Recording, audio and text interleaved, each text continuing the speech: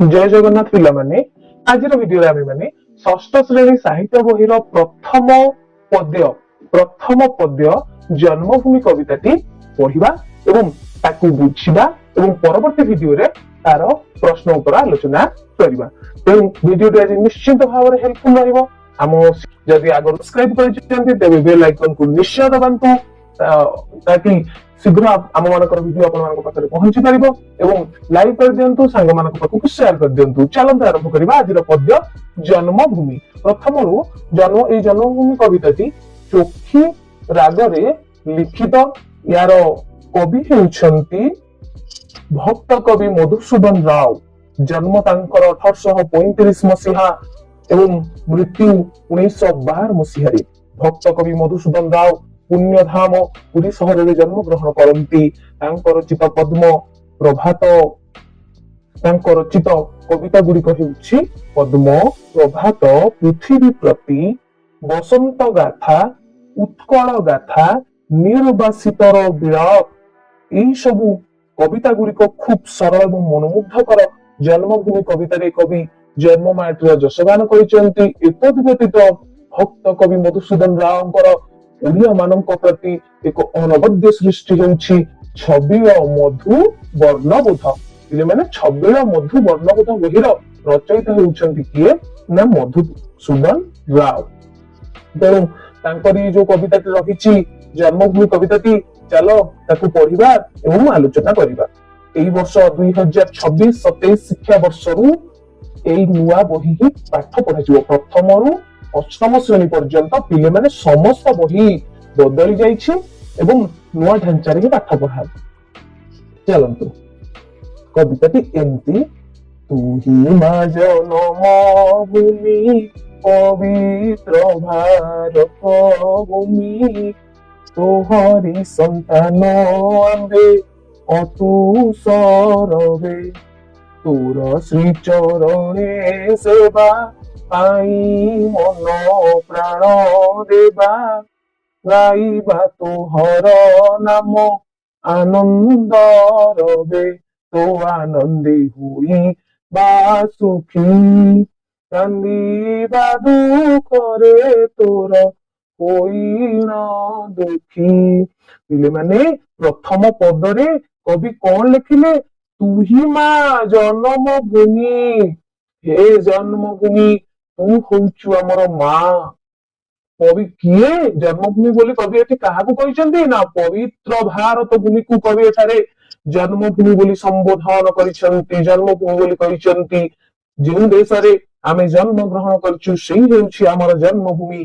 कवि हमर जन्मभूमि को पवित्र बोली कहिसंती। सतरे यह पवित्र नुहे कि जे देश रे पवित्र गंगा जमुना भली पवित्र नदी गुड़िक बही जाउचंती, जे देश रे एते तीर्थ स्थान मंदिर रहिछि से पवित्र ये वीर मानकर माटी। तोहरी संतान आंभे अतुसरबे। हे भारत माता आमे समस्ते तोर संतान, तोर श्रीचरणे सेवा पाई मन प्राण देवा। तोहर पादरी सेवा पाई आमे आमर मन एवं प्राण लगाई देबु।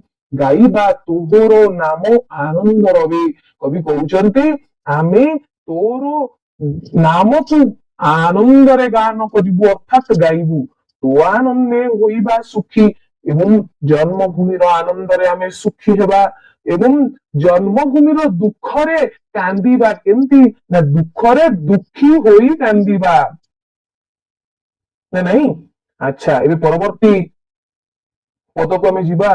धन्य महिमा तोहर नाही तारो पोटांतर, मस्तकरे हिमालय पर्वत बर, दुई पारु से जलधि ब्रह्मपुत्र सिंधु नदी, चरण रे विराजित महासागर, विंध्यगिरि वर कटिरे, गंगादि केते नदी शोभे शरीरे। कवि पुणी कौन कहले ना धन्य महिमा तोर हे जन्मभूमि, हे भारत माता तोर महिमा धन्य। ନା ତାର ପଟାନ୍ତର ନାହିଁ ତୋର ମହିମାର ଅପାର ତୋର ମହିମା ତାର ପଟାନ୍ତର ନାହିଁ ତାର ସୀମା ନାହିଁ ତାର କଳନା ନାହିଁ କଳନା କରିହେବନି ତୋର ମସ୍ତକରେ ହିମାଳୟ ପର୍ବତ ବର ଯାହାର ମସ୍ତକରେ ଯାହାର ମଥା ଉପରେ ଯାହାର ମୁଣ୍ଡରେ କିଏ ଶୋଭା ପାଉଛି ନା ପର୍ବତ ବର ଅର୍ଥାତ ପର୍ବତ ଶ୍ରେଷ୍ଠ ଶ୍ରେଷ୍ଠ ଗିରି ଶ୍ରେଷ୍ଠ ପର୍ବତ କିଏ ହିମାଳୟ ଭାରତର ଉତ୍ତର ଭାଗରେ ଭାରତର ମସ୍ତକରେ ହିମାଳୟ ପର୍ବତ ଶୋଭା ପାଉଛି ଦୁଇ ପାରୁ ସେ ଜଳଧି ଦୁଇ ପାର୍ଶ୍ୱରେ ଆରେ ପିଲେମାନେ ଯଦି ଭାରତର ମାନଚିତ୍ରକୁ ଆମେ ଦେଖିବା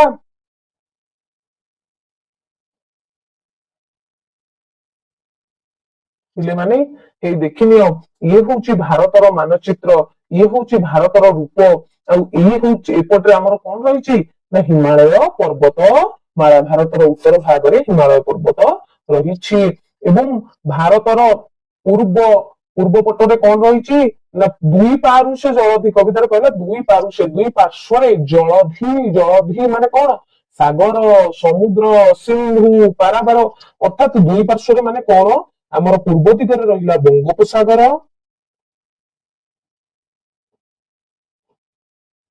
ଏବଂ ପଶ୍ଚିମରେ ରହିଲା କଣ ନା ଆରବ ସାଗର ସେଇଥିପାଇଁ କୁହାହେଲା ଏଠି ଦୁଇ ପାରୁଷ ଜଳଧି ଦୁଇ ପଟରେ ଜଳରାଶି ରହିଛି ଖାଲି ଦୁଇ ପାର୍ଶ୍ୱରେ କଣ ସମୁଦ୍ର ମହାସାଗର ଅଛି କି ନା ଭାରତର ଦକ୍ଷିଣରେ ମଧ୍ୟ ଭାରତ ସାଗର ରହିଛି ଦକ୍ଷିଣ ଗୋଲାର୍ଦ୍ଧରେ ମଧ୍ୟ ଭାରତ ମହାସାଗର ରହିଛି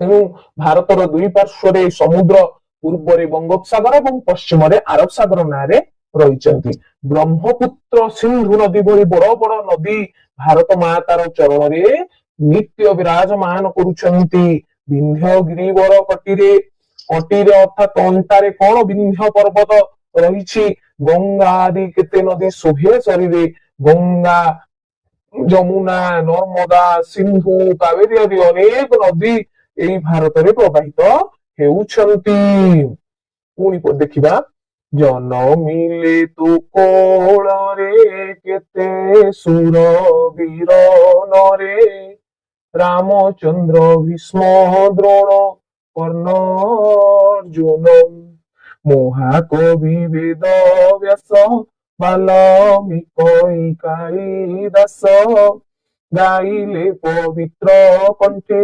তোহরি গুণ চৈতন্যাদি মহাত্মা জনে প্রচারিলে বিভু নাম আনন্দ মনে କଣ କହିଲେ ପିଲାମାନେ ଜନ ମିଲେ ତୋ କୋଳରେ କେତେ ସୁର ବୀରନରେ ହେ ଭାରତ ମାତା ତୋରି କୂଳରେ କେତେ କେତେ ସୁର ଅର୍ଥାତ ଦେବତା ଏଇ ବୀର ପୁରୁଷ ଏବଂ ମଣିଷ ମାନେ ଜନ୍ମ ଗ୍ରହଣ କଲେ ନାହିଁ ପିଲାମାନେ ରାମଚନ୍ଦ୍ର ଶ୍ରୀକୃଷ୍ଣ କେତେ କେତେ ଦେବତା ଏଇଠି ଜନ୍ମଗ୍ରହଣ କରିଛନ୍ତି ଏଇ ଭାରତ ଭୂମିରେ କେତେ କେତେ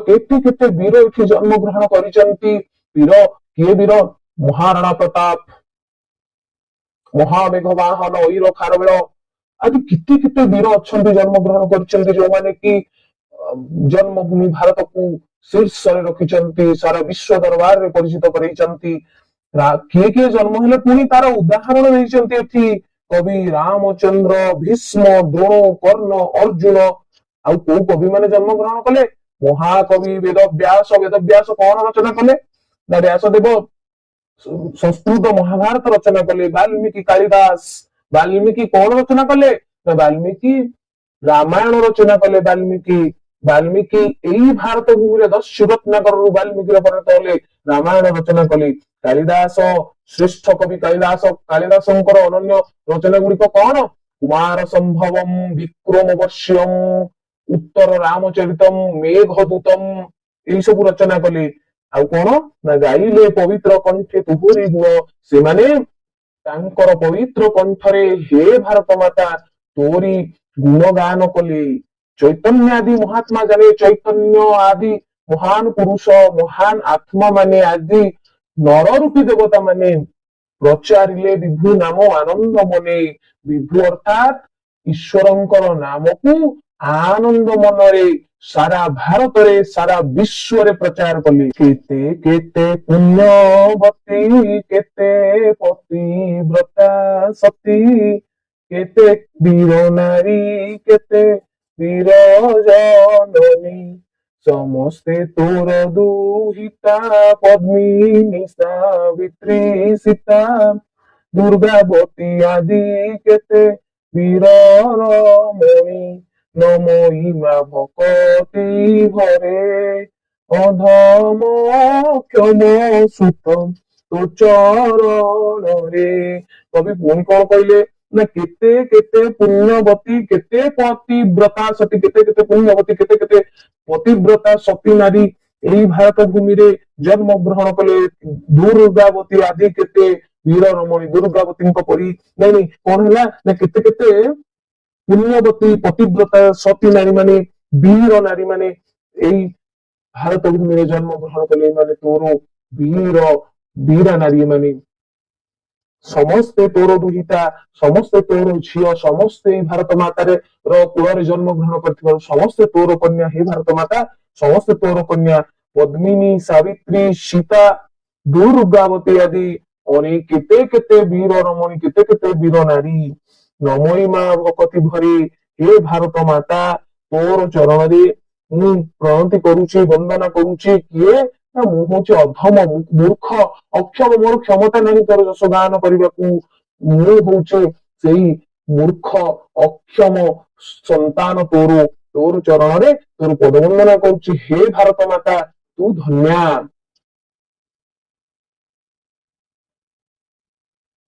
ପିଲାମାନେ ଏଠି କିଛି ଜନ୍ମଭୂମି କବିତାର କିଛି କିଛି ଯୋଉ କଷ୍ଟ ଶବ୍ଦ ଗୁଡାକ ରହିଗଲା ଏଇଠି ଦେଇଦେଇଛି ଦେଖିଦେବେ। ସନ୍ତାନ ହଉଛି ପିଲାମାନେ ସରବେ ମାନେ ସର୍ବେ ବା ସମସ୍ତେ ପ୍ରାଣ ହଉଛି ଜୀବନ ପଟାନ୍ତର ସୀମା ବା କୋଳନା ମସ୍ତକରେ ଅର୍ଥାତ ମଥାରେ ବା ମୁଣ୍ଡରେ ଦୁଇ ପାର୍ଶ୍ୱ ମାନେ ଦୁଇ ପାର୍ଶ୍ୱରେ ବା ଦୁଇ ପାଖରେ। ଆଉ ଜଳଧି ଜଳଧି ଯୋଉ କବିତାରେ ଦେଇଥିଲା ତାର ପ୍ରତିଶବ୍ଦ ଗୁଡିକ ହେଉଛି ସମୁଦ୍ର ସାଗର ସିନ୍ଧୁ ମହୋଦଧି ଉଦଧି ବାରାନିଧି ଅର୍ଣ୍ଣବ ବାରିଧି ଅମ୍ବୁଧି ରତ୍ନାକର ତାର ପ୍ରତିଶବ୍ଦ ଗୁଡାକ ମୋଷ୍ଟ ଇମ୍ପୋର୍ଟାଣ୍ଟ ମନେ ରଖିଲେ ଭଲ। ଚରଣରେ ମାନେ ପାଦରେ ଗିରିବର ମାନେ ଗିରି ଶ୍ରେଷ୍ଠ ବା ଶ୍ରେଷ୍ଠ ପର୍ବତ କିଏ ନା ହିମାଳୟ ପଟିରେ ଅର୍ଥାତ ଅଣ୍ଟାରେ ଶୁଭେ ମାନେ ଶୋଭା ପାଏ। ସୁର ସୁର ଶବ୍ଦର ଅର୍ଥ କଣ ସୁରକୁ ଆଉ କେଉଁ କେଉଁ ବା ତାର ପ୍ରତିଶବ୍ଦ ଗୁଡାକ କଣ ଦେବତା ବିଭୁ ଈଶ୍ୱର ଅମର ଅମର୍ତ୍ୟ ତ୍ରିଦଶ ବିବୁଧ ସୁମନା ବିଭୁ ନରକୁ କଣ କଣ କହନ୍ତି ନା ମନୁଷ୍ୟ ମାନବ ମନୁଜ।